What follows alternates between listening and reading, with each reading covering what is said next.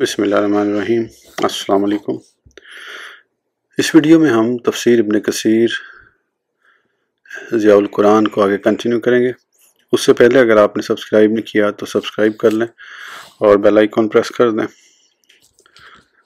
तो शुरू करते हैं। सूरह निसा आयत नंबर 36 वाबुदुल्लाह वला तुशरिकू बिही शैअन व बिल वालिदैनि इहसानन व बिज़िल कुर्बा वल यतामा वल मसाकीन वल जारि ज़िल कुर्बा वल जारिल जुनूबी वस्साहिबि बिल जंबि वब्निस सबीली व मा मलकत अयमानुकुम इन्नल्लाहा ला युहिब्बु मन काना मुख्तलन फ़खूरा। तर्जुमा। और इबादत करो अल्लाह ताला की और ना शरीक बनाओ उसके साथ किसी को, और वालिदैन के साथ अच्छा बर्ताव करो। नीज़ रिश्तेदारों और यतीमों और मस्कीनों और पड़ोसी जो रिश्तेदार है और पड़ोसी जो रिश्तेदार नहीं, और हम मजलिस और मुसाफिर और जो लोंडी गुलाम तुम्हारे कब्ज़े में हैं, उन सब से हुस्न सलूक करो। बेशक अल्लाह ताला पसंद नहीं करता उसको जो मगरूर हो, फ़ख्र करने वाला हो। तफसीर। वाबुदुल्लाह, यहाँ अल्लाह ताला ने हुक्म फरमाया है कि सिर्फ उसी के लिए इबादत करो, उसके तौहीद का इकरार करो, मखलूक में से किसी को उसका शरीक ना ठहराओ, क्योंकि तमाम मखलूक का खालिक और राज़िक वही है। वही हर वक़्त और हर हाल में अपनी मखलूक पर फ़ज़ल व एहसान फरमाता है। रसूलुल्लाह सल्लल्लाहु अलैहि वसल्लम हज़रत मुआज़ बिन जबल रज़ियल्लाहु अन्हु से फरमाया, क्या तुम्हें मालूम है कि अल्लाह ताला का अपने बंदों पर क्या हक़ है? अर्ज़ की, अल्लाह ताला और उसका रसूल बेहतर जानते हैं। फरमाया, उसका हक़ ये है कि बंदे उसकी इबादत करें और किसी को उसका शरीक न ठहराएं। फिर फरमाया कि क्या तुम्हें मालूम है कि अल्लाह के ज़िम्मे करम पर बंदे का क्या हक़ है? तो फरमाया कि वो अपने बंदों को अजाब ना दे। फिर अल्लाह ताला ने वालिदैन के साथ एहसान करने का हुक्म इरशाद फरमाया, क्योंकि ये दोनों इंसानों को अदम से वजूद में लाने का सबब हैं। अल्लाह ताला ने अक्सर मुकामात पर वालिदैन के साथ एहसान को अपनी इबादत के लिए ज़िक्र किया है, जैसा कि इरशाद बारी ताला है, अनिश्कुर ली वालिदैक। तर्जुमा, मेरा और अपने माँ बाप का शुक्र अदा करो। एक दूसरे मुकाम पर इरशाद फरमाया, वकाज़ा रब्बुका अल्ला ताबुदू इल्ला इय्याहु व बिल वालिदैनि एहसाना। तर्जुमा, आपके रब ने हुक्म फरमाया है कि ना इबादत करो बजुज़ उसके, और माँ बाप के साथ अच्छा बर्ताव करो। फिर इरशाद फरमाया कि रिश्तेदारों के साथ भी अच्छा सलूक करो। हदीस पाक में है कि मस्कीन पर सदका सिर्फ सदका ही है, लेकिन करीबी रिश्तेदार को देना सदका भी है और सिला रहमी भी। फिर यतीमों का जिक्र फरमाया कि उनके साथ भी एहसान करो, क्योंकि उनके सर से बाप का शफीक साया उठ गया, जो उनकी ज़रूरियात का ख्याल रखता था और उन पर खर्च करता था। इसलिए तो अल्लाह ताला ने फरमाया कि उनके साथ एहसान, मेहरबानी और शफकत के साथ पेश आओ। फिर मसाकीन पर एहसान करने का जिक्र किया, और उनसे मुराद वो साहिब हाजत और ज़रूरतमंद हैं जिनकी कफालत करने वाला कोई नहीं है। अल्लाह ताला ने उनकी और ज़रूरियात पूरी करने का हुक्म फरमाया है। फ़कीर और मसाकीन का मुकम्मल बयान सूरह बरात की तफसीर में आएगा। उसके बाद अपने पड़ोसियों के साथ हुस्न सलूक करने का हुक्म फरमाया। हज़रत इब्न अब्बास फरमाते हैं कि वल जारि ज़िल कुर्बा से मुराद वो पड़ोसी है जिसके साथ रिश्तेदारी भी हो, और वल जारिल जुनूब से मुराद वो पड़ोसी है जिसके साथ रिश्तेदारी ना हो। बाज़ मुफस्सरीन फरमाते हैं वल जारि ज़िल कुर्बा से मुराद मुस्लिम पड़ोसी हैं, और वल जारिल जुनूब से मुराद यहूदी और नसरानी हैं। हज़रत अली और इब्न मसूद रज़ियल्लाहु अन्हुम का इरशाद है कि वल जारि ज़िल कुर्बा से मुराद बीवी है। मुजाहिद फरमाते हैं कि वल जारिल जुनूब से मुराद रफ़ीक सफ़र है। पड़ोसियों के बारे में अहादीस तैयबा। हज़रत अब्दुल्लाह बिन उमर रज़ियल्लाहु अन्हु रिवायत करते हैं कि रसूलुल्लाह सल्लल्लाहु अलैहि वसल्लम ने इरशाद फरमाया, जिब्राईल पड़ोसियों के बारे में मुझे वसीयत करते हैं, हत्ता कि मुझे ये गुमान हुआ कि पड़ोसी वारिस बना दिए जाएंगे। हज़रत अब्दुल्लाह बिन उमर बिन आस से मरवी है कि रसूलुल्लाह सल्लल्लाहु अलैहि वसल्लम ने फरमाया, अल्लाह के नज़दीक बेहतरीन दोस्त वो है जो अपने दोस्त का खैर ख्वाह हो, और बेहतरीन हमसाया वो है जो अपने पड़ोसियों का खैर ख्वाह हो। हज़रत उमर से मरवी है कि हज़ूर सल्लल्लाहु अलैहि वसल्लम ने इरशाद फरमाया, किसी शख्स के लिए मुनासिब नहीं है कि वो अपना पेट तो भर ले और जबकि उसका पड़ोसी भूखा रहे। एक मरतबा रसूलुल्लाह सल्लल्लाहु अलैहि वसल्लम ने सहाबा से फरमाया, ज़ना के बारे में तुम्हारी क्या राय है? उन्होंने अर्ज़ की, उसको अल्लाह और उसके रसूल ने हराम करार दिया है और ये क़यामत तक हराम रहेगा। आपने फरमाया, 10 औरतों के साथ ज़ना करने वाला उस शख्स से कम गुनाहगार होगा जो अपने पड़ोसी की औरत से ज़ना करे, پھر فرمایا چوری کے بارے میں تمہاری کیا رائے ہے؟ عرض کی اس کو اللہ اور اس کے رسول نے حرام قرار دیا ہے اور قیامت تک حرام رہے گی۔ آپ نے فرمایا اگر کوئی شخص 10 گھروں سے چوری کرے تو اس کا یہ گناہ اس کے مقابلے میں ہلکا ہے جو اپنے پڑوسی کی چوری کرتا ہے۔ اس حدیث کو صرف امام احمد نے ہی روایت کیا ہے، لیکن حضرت عبداللہ بن مسعود کی روایت اس کی تائید کرتی ہے۔ آپ نے عرض کی یا رسول اللہ صلی اللہ علیہ وسلم کون سا گناہ بڑا ہے؟ فرمایا سب سے بڑا گناہ یہ ہے کہ تو کسی کو اللہ کا شریک ٹھہرائے حالانکہ اس نے تجھے پیدا کیا ہے۔ فرماتے ہیں کہ میں نے پوچھا اس کے بعد کون سا بڑا گناہ ہے؟ جواب دیا کہ تو اپنے بچے کو اس خوف سے قتل کر دے کہ وہ تیرے ساتھ مل کر کھائے گا۔ پھر عرض کی اس کے بعد کون سا گناہ؟ فرمایا پڑوسی کی بیوی کے ساتھ زنا کرنا۔ ایک انصاری صحابی روایت کرتے ہیں کہ میں رسول اللہ صلی اللہ علیہ وسلم کی خدمت میں حاضر ہونے کے ارادے سے گھر سے نکلا، اور جب میں آپ کی خدمت میں پہنچا تو دیکھا کہ رسول اللہ صلی اللہ علیہ وسلم کے پاس ایک شخص کھڑا ہے اور آپ اس کی طرف متوجہ ہیں۔ میں نے خیال کیا کہ شاید اسے آپ سے کوئی ضروری کام ہے۔ حضور صلی اللہ علیہ وسلم بہت دیر تک اس کے ساتھ کھڑے گفتگو فرماتے رہے، حتیٰ کہ مجھے یہ خیال گزرا کہ آپ اتنی دیر کھڑا رہنے کی وجہ سے تھک گئے ہوں گے۔ جب وہ شخص چلا گیا تو میں نے عرض کی یا رسول اللہ صلی اللہ علیہ وسلم آپ اس کے ساتھ بہت دیر تک کھڑے رہے۔ آپ نے فرمایا کیا تم نے اسے دیکھا ہے؟ عرض کی ہاں۔ فرمایا کیا تمہیں معلوم ہے کہ وہ کون ہے؟ فرمایا یہ جبرائیل تھے اور مجھے پڑوسیوں کے حقوق کے بارے میں تاکید کر رہے تھے، حتیٰ کہ مجھے خیال ہوا کہ وہ پڑوسی کو وارث بنا دیں گے۔ پھر فرمایا اگر تم انہیں سلام کرتے تو وہ سلام کا جواب دیتے۔ حضرت جابر بن عبداللہ فرماتے ہیں کہ ایک شخص مضافات مدینہ سے حاضر ہوا۔ اس وقت رسول اللہ صلی اللہ علیہ وسلم اور جبرائیل علیہ السلام اس جگہ نماز پڑھ رہے تھے جہاں نماز جنازہ پڑھائی جاتی تھی۔ جب جبرائیل واپس لوٹ گئے تو اس شخص نے عرض کی یا رسول اللہ صلی اللہ علیہ وسلم یہ کون شخص تھا جو آپ کے ساتھ نماز پڑھ رہا تھا؟ آپ نے فرمایا کیا تم نے اسے دیکھا؟ عرض کی ہاں۔ فرمایا تم نے خیر کثیر دیکھی ہے، یہ جبرائیل تھے جو مجھے پڑوسی کے بارے میں وصیت کر رہے تھے، حتیٰ کہ مجھے خیال گزرا کہ اسے وارث بنا دیا جائے گا۔ حضرت جابر بن عبداللہ سے مروی ہے کہ حضور صلی اللہ علیہ وسلم نے ارشاد فرمایا پڑوسیوں کی 3 قسمیں ہیں، ایک وہ جس کا صرف ایک حق ہوتا ہے، یعنی اس کا حق دیگر پڑوسیوں کے مقابلے میں ادنا ہے، دوسرا وہ کہ جس کے 2 حق ہیں، اور تیسرا وہ جس کے 3 حق ہیں، اور یہ حق کے اعتبار سے تمام پڑوسیوں سے افضل ہے۔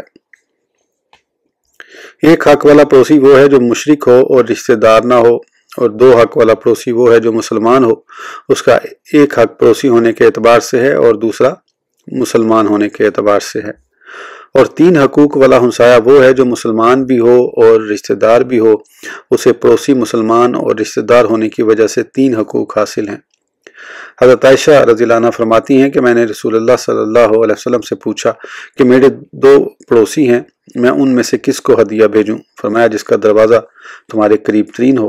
رسول اللہ صلی اللہ علیہ وسلم نے ارشاد فرمایا قیامت کے دن سب سے پہلا جھگڑا جو اللہ کی بارگاہ میں پیش ہوگا وہ 2 پڑوسیوں کا ہوگا، والصاحب بالجنب۔ حضرت علی اور ابن مسعود رضی اللہ عنہ فرماتے ہیں کہ اس سے مراد عورت ہے، اور ان کے دوسرے مفسرین نے فرمایا ہے کہ اس سے مراد رفیق سفر ہے۔ حضرت زید بن اسلم فرماتے ہیں کہ اس سے مراد مطلق دوست ہے، خواہ وہ سفر میں ہو یا حضر میں۔ ابن سبیل سے مراد مہمان ہے۔ مقاتل فرماتے ہیں کہ اس سے مراد وہ مہمان ہے جو دوران سفر کسی کے پاس ٹھہرا ہو۔ سورہ برات میں بھی ابن سبیل کا ذکر آئے گا۔ وما ملکت ایمانکم، یہاں غلاموں کے بارے میں نصیحت کی جا رہی ہے کہ ان کے ساتھ اچھا سلوک کیا جائے، کیونکہ غلام انتہائی بے بس ہوتا ہے اور اپنے آقا کے سامنے اس کی حیثیت قیدی کی سی ہوتی ہے۔ اس لیے رسول اللہ صلی اللہ علیہ وسلم نے اپنے وصال سے پہلے اپنی امت کو وصیت فرمائی کہ نماز اور غلاموں کا خوب خیال رکھنا۔ حضرت مقداد بن معد یکرب رضی اللہ عنہ سے مروی ہے کہ رسول اللہ صلی اللہ علیہ وسلم نے ارشاد فرمایا کہ جو تو خود کھائے گا وہ تمہارے لیے صدقہ ہے، اور جو تو اپنی بیوی اور غلام کو کھلائے گا وہ بھی تمہارے لیے صدقہ ہے۔ حضرت عبداللہ بن عمرو رضی اللہ عنہ نے اپنے داروغہ سے پوچھا کیا تم نے غلاموں کو خوراک دے دی ہے؟ اس نے بتایا کہ نہیں۔ فرمایا جاؤ انہیں خوراک دو، کیونکہ رسول اللہ صلی اللہ علیہ وسلم نے ارشاد فرمایا ہے کہ کسی شخص کے لیے یہی گناہ کافی ہے کہ وہ ان کی خوراک روک لے جن کی خوراک کا وہ مالک ہے۔ حضرت ابو ہریرہ رضی اللہ عنہ سے مروی ہے کہ رسول اللہ صلی اللہ علیہ وسلم نے ارشاد فرمایا کہ غلام کو کھانا کھلاؤ، ان کو کپڑے پہناؤ اور اس کی طاقت سے زیادہ کام نہ لو۔ ایک دوسری روایت میں ہے کہ جب تم میں سے کسی کا غلام کھانا لے کر آئے اور اگر تم اسے اپنے ساتھ نہیں بٹھاتے تو کم از کم اسے 1 یا 2 لقمے ہی دے دو، کیونکہ اس نے اس کھانے کو تیار اور گرمی برداشت کرنے کی تکلیف اٹھائی ہے۔ مسلم کی روایت میں ہے کہ اسے اپنے ساتھ بٹھا کر کھانا کھلائے، اور اگر کھانا کم ہو تو اسے 1-2 لقمے دے دو۔ حضرت ابو ذر رضی اللہ عنہ سے مروی ہے کہ رسول اللہ صلی اللہ علیہ وسلم نے ارشاد فرمایا، یہ غلام بھی تمہارے بھائی ہیں جس کو اللہ تعالیٰ نے تمہارے ماتحت کر دیا ہے، اور جس کا بھائی اس کے ماتحت ہوا اسے چاہیے کہ اسے وہی کھلائے جو خود کھاتا ہے، اور وہی پہنائے جو خود پہنتا ہے، اور اس سے کوئی ایسا کام نہ لے جو اسے عاجز کر دے، اور اسے کوئی مشکل اور سخت کام سونپے تو اس میں اس کی مدد کرے۔ ان اللہ لا یحب من کان مختالا فخورا، اللہ تعالیٰ اس شخص کو پسند نہیں کرتا جو اپنے آپ کو بڑا خیال کرے، خود پسند، متکبر اور لوگوں پر فخر کرتا ہوا اپنے آپ کو ان سے بہتر سمجھتا ہو۔ یعنی وہ شخص اپنے آپ کو تو بہتر سمجھتا ہے لیکن حقیقت میں اللہ کے نزدیک انتہائی حقیر اور لوگوں کی نگاہ میں مبغوض ہوتا ہے۔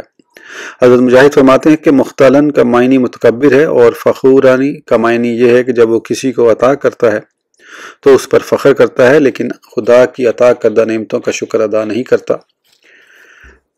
ابو رجا حروی فرماتے ہیں کہ جو بھی شخص بد اخلاق ہوگا وہ متکبر اور خود پسند ہوگا۔ پھر آپ نے یہ آیت کریمہ تلاوت فرمائی، پھر فرمایا کہ جو شخص اپنے والدین کا نافرمان ہوتا ہے وہ سرکش اور بدبخت ہوتا ہے۔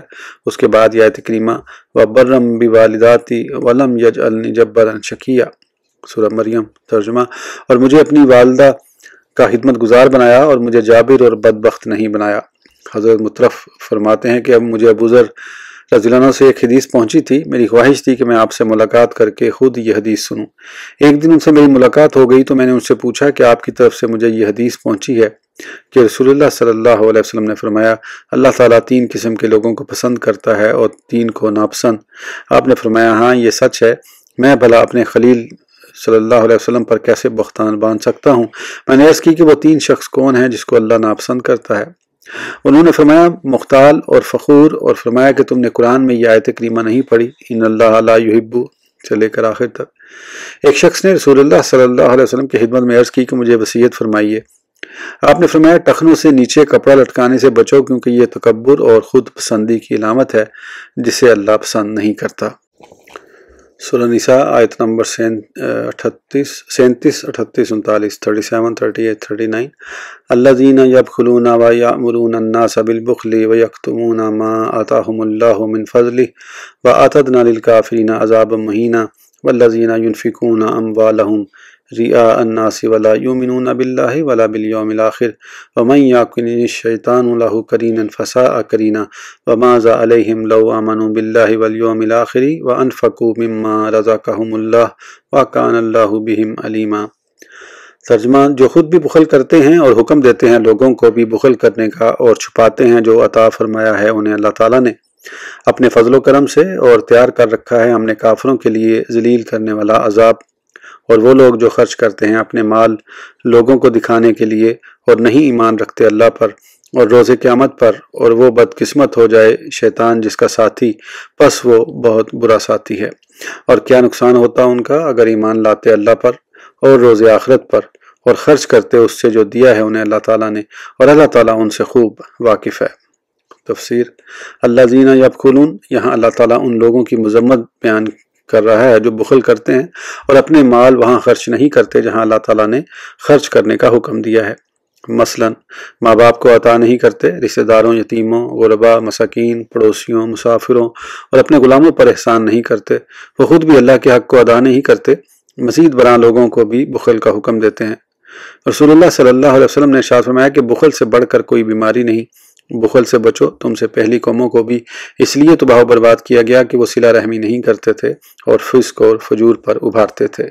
وَيَكْتُمُونَ مَا آتَاهُمُ اللَّهُ مِنْ فَضْلِهِ، یعنی بخیل اللہ کی نعمتوں کو چھپاتا ہے، انہیں ظاہر نہیں کرتا۔ یہ نعمتیں نہ اس کے کھانے پینے میں ظاہر ہوتی ہیں اور نہ ہی کسی کو عطا کرنے اور خرچ کرنے میں ظاہر ہوتی ہیں۔ جیسا کہ ارشاد باری تعالیٰ ہے، ان الانسان لربہ لکنود وانہ علی ذلک لشہید وانہ لحب الخیر لشدید، سورہ العادیات۔ اس آیت کریمہ میں یہ بیان فرمایا گیا ہے کہ یہ لوگ اللہ کی عطا کردہ نعمتوں کو چھپاتے ہیں، اس لیے انہیں دھمکی آمیز لہجے میں فرمایا وَأَعْتَدْنَا لِلْكَافِرِينَ عَذَابًا مُهِينًا۔ یہاں کفر کا معنی چھپانا ہے، کیونکہ بخیل اللہ کی نعمتوں کو چھپاتا اور پوشیدہ رکھتا ہے۔ اس طرح وہ اللہ کی نعمتوں کا منکر ہے۔ حدیث پاک میں ہے کہ جب اللہ تعالیٰ اپنے کسی بندے کو نعمت عطا کرتا ہے تو وہ پسند کرتا ہے کہ اس کی نعمت کا اثر اس پر ظاہر ہو۔ نبی کریم صلی اللہ علیہ وسلم کی ایک دعا کے لیے یہ الفاظ ہیں: اے اللہ ہمیں اپنی نعمتوں کا شکر گزار بنا دے اور ان کی وجہ سے ہمیں مدح سرا اور ان نعمتوں کو قبول کرنے والا بنا دے اور ہم پر ان نعمتوں کی تکمیل فرما دے۔ بعض مفسرین نے فرمایا ہے کہ یہ آیت کریمہ ان یہودیوں کے اس بخل کے بارے میں جو انہوں نے حضور صلی اللہ علیہ وسلم کی صفات چھپانے میں کیا۔ اس لیے اس آیت کے آخر میں فرمایا کہ ہم نے کافروں کے لیے ذلت امیز عذاب تیار کر رکھا ہے۔ بلا شبہ اس آیت کو یہود کے بخل پر بھی محمول کیا جا سکتا ہے، لیکن یہاں مال میں بخل کا بیان ہو رہا ہے، البتہ علم میں بخل بھی اس میں بدرجہ اولا داخل ہے۔ اس سے پہلے قریبی رشتہ داروں، غرباء و مساکین پر خرچ کرنے کا بیان ہوا، اور اسی طرح اس کے بعد والی آیت میں ان لوگوں کا ذکر ہے جو اپنے مال اور ریاکاری کے طور پر خرچ کرتے ہیں، یعنی ان کی خواہش ہوتی ہے کہ لوگ ان کے جود و سخا کی تعریف کریں، اللہ کی رضا ان کے پیش نظر نہیں ہوتی۔ حدیث پاک میں ہے کہ 3 قسم کے لوگوں پر سب سے پہلے جہنم کی آگ جلائی جائے گی۔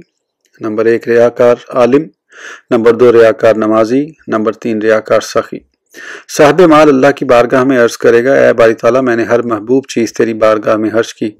اللہ تعالیٰ فرمائے گا: تم جھوٹ کہتے ہو، تمہارا تو یہ ارادہ تھا کہ لوگ تجھے سخی کہیں اور دنیا نے تمہیں سخی مشہور کر دیا، یعنی تم نے دنیا میں ہی اپنی جزا وصول کر لی اور یہی تمہارا ارادہ تھا۔ ایک روایت میں ہے کہ آپ نے عدی بن حاتم سے فرمایا کہ تمہارے باپ نے سخاوت سے جو چاہا تھا اسے مل گیا۔ ایک دن آپ سے عبداللہ بن جدان کے بارے میں پوچھا گیا کہ کیا اس کی سخاوت اور غلاموں کو آزاد کرنا اسے کوئی فائدہ دے گا؟ آپ نے فرمایا نہیں، اس نے ایک دن بھی اپنے رب سے یہ دعا نہیں مانگی کہ اے رب قیامت کے دن میری خطاؤں کو معاف کر دے۔ اس لیے یہاں ارشاد فرمایا کہ یہ لوگ نہ اللہ پر ایمان رکھتے ہیں نہ آخرت پر، یعنی شیطان نے انہیں اس فعل بد برانگیختہ کیا اور اللہ کی عطا سے پھیر دیا اور انہیں مختلف قسم کی امید دلا کر انہیں اپنا ہم نشین بنا لیا۔ اس لیے اللہ تعالیٰ نے ارشاد فرمایا: وَمَن يَكُنِ الشَّيْطَانُ لَهُ قَرِينًا فَسَاءَ قَرِينًا۔ کسی عربی شاعر نے کیا خوب کہا ہے: اس شخص کے بارے میں نہ پوچھو بلکہ اس کے دوست کے بارے میں پوچھو، کیونکہ ہر دوست اپنے دوست کا پیروکار ہوتا ہے۔ وَمَاذَا عَلَيْهِمْ، یعنی ان کو کیا نقصان ہوگا اگر وہ اللہ پر ایمان لا کر صراط مستقیم پر گامزن ہو جائیں اور ریا کو چھوڑ کر اخلاص کو اپنا لیں اور دار آخرت میں بہتر جزا کے لیے اپنی امیدیں اللہ تعالیٰ سے وابستہ کر لیں اور اپنے مال کو ان امور پر خرچ کرے جن سے اللہ کی رضا حاصل ہو۔ وَكَانَ اللَّهُ بِهِمْ عَلِيمًا، یعنی اللہ تعالیٰ اچھی اور بری نیت کو بخوبی جانتا ہے اور اسے یہ بھی معلوم ہے کہ کون اس کی توفیق کا مستحق ہے، پس وہ اسے توفیق عطا کرتا ہے، اس کی رہنمائی فرماتا ہے اور اس سے ایسے اچھے کام لیتا ہے جس کی وجہ سے وہ اس سے راضی ہو جاتا ہے، اور جو شخص اس کی بارگاہ عالی میں حاضر ہونے کا مستحق نہ ہو اسے اپنے دروازے سے دھتکار دیتا ہے، اور جسے وہ اپنے دروازے سے دور کر دے اس کی دنیا و آخرت تباہ ہو جاتی ہے۔ الیاذ باللہ من ذالک۔ اس ویڈیو کے لیے اتنا ہی، پھر انشاءاللہ اگلی ویڈیو میں آگے کنٹینیو کریں گے۔ اس وقت تک کے لیے اجازت دیجیے، سبسکرائب کرنا نہ بھولیں۔ اللہ حافظ۔